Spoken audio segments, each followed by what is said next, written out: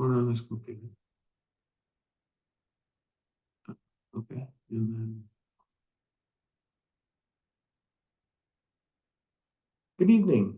My name is James Franks, the newly appointed Chief Financial Officer here at the Roaring Fork School District. It's my pleasure to be appearing before the board for the first time in official capacity this evening.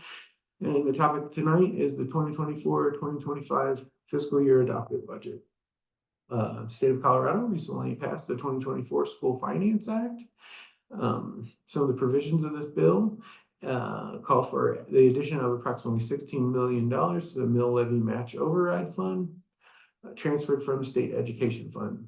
The per pupil base rate has been also increased about 5.2% or $420. And there will be some changes moving forward to the adjusted program funding formula.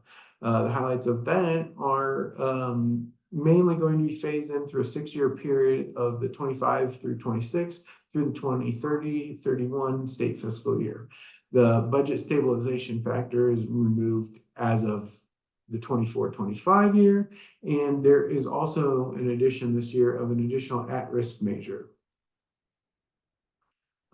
The state did also opt to continue and increase funding for the universal pre-K early childhood education programs, mostly due to the expiration of some federal pandemic program funds, as well as about a 10% increase to special education funding up to $375 million. Additionally, they left room for about $24 million in funding for districts dealing with newcomer students.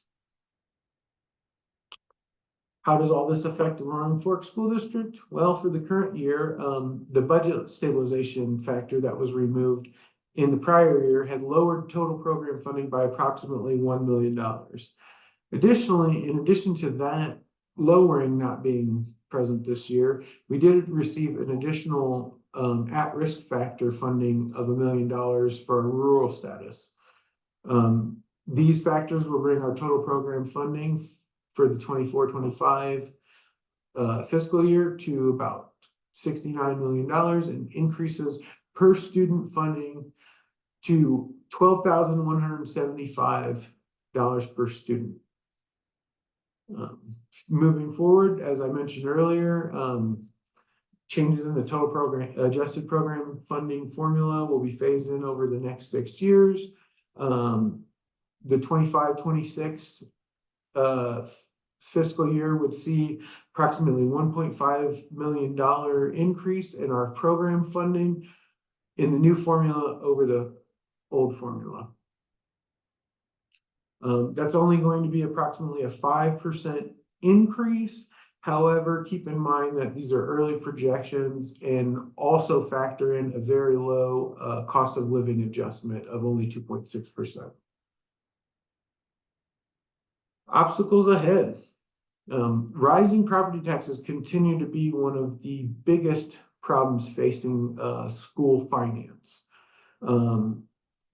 As my predecessor, Chief Markham, mentioned in the May 22nd first read of the budget, these higher property tax costs are drastic in comparison for the return that is reflected in our budget. Because as he mentioned, as property taxes rise, the state contribution falls equally. Additionally, the rising property taxes are only acting to increase cost of living, which exacerbates the hiring difficulties we're currently experiencing and will continue to experience, as well as likely increasing vendor costs.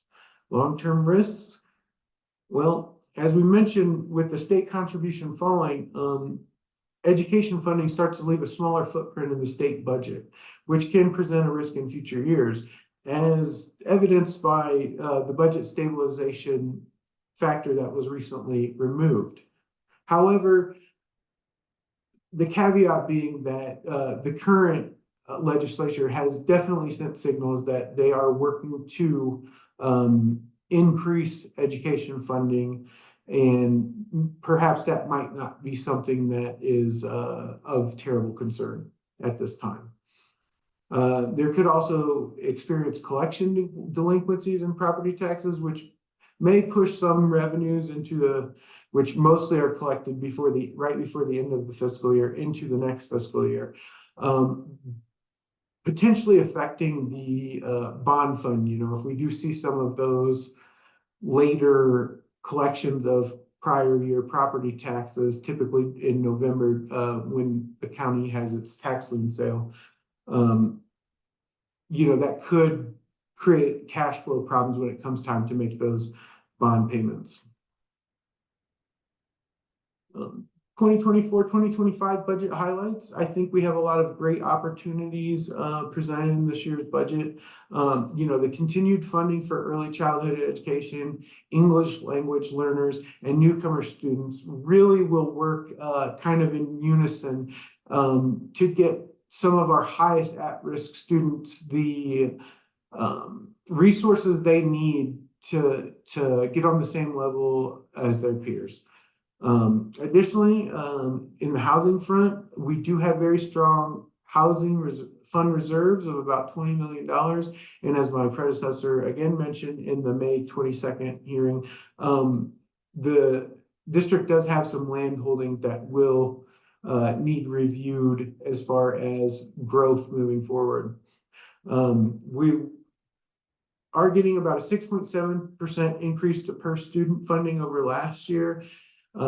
These increases will really work towards some of the goals the board has set forth as far as the learning acceleration plan, the planned increases to instructional support for the 24-25 year, and primarily, not just in adding staff to that instructional support, but also staff development.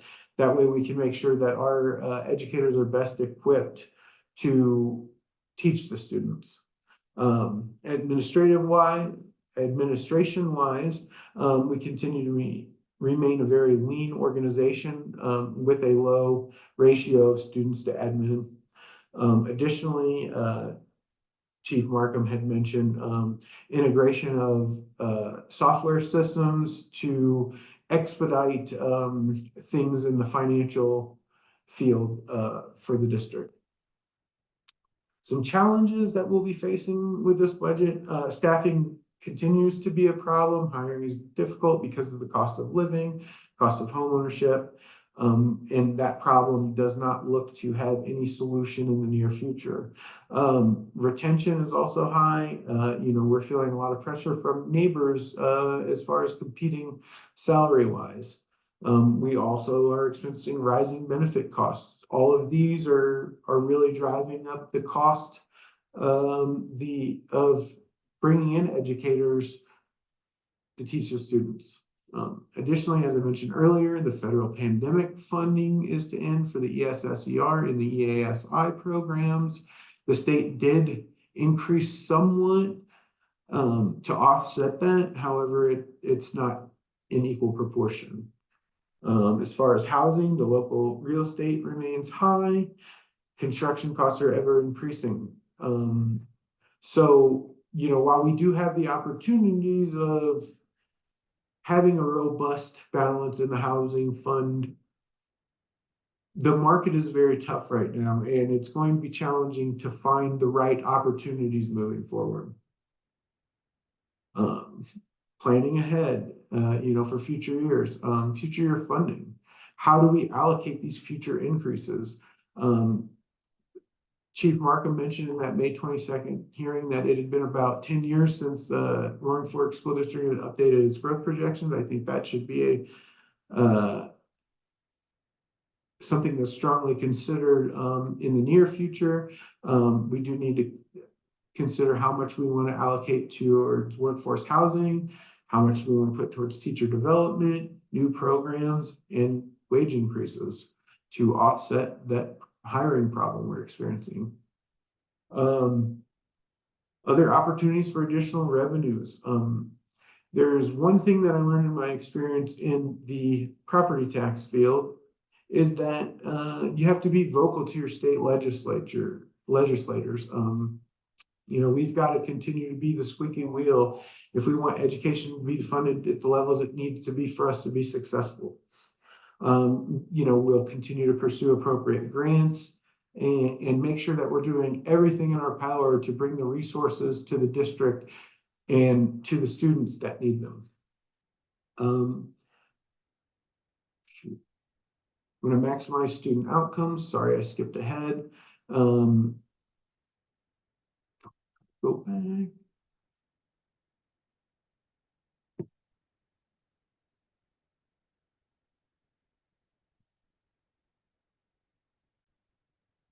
There it goes. Continue to review our program efficacy and see where we're really getting the return on the dollars invested. Continue the measures put forth in the Learning Acceleration Program, and continue to obtain feedback from not only our faculty, our students, but the local community as well.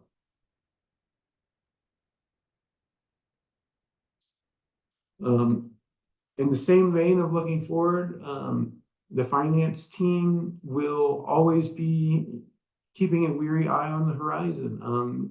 You know, school finance is an ever-changing battlefield. There's constantly changes to forecasting, and it's important that, you know, as a team we stay on schedule. And so I will be proposing the addendum number 1, the finance team calendar for the upcoming fiscal year, and it is to be amended as needed. Does anybody have any questions, comments, concerns?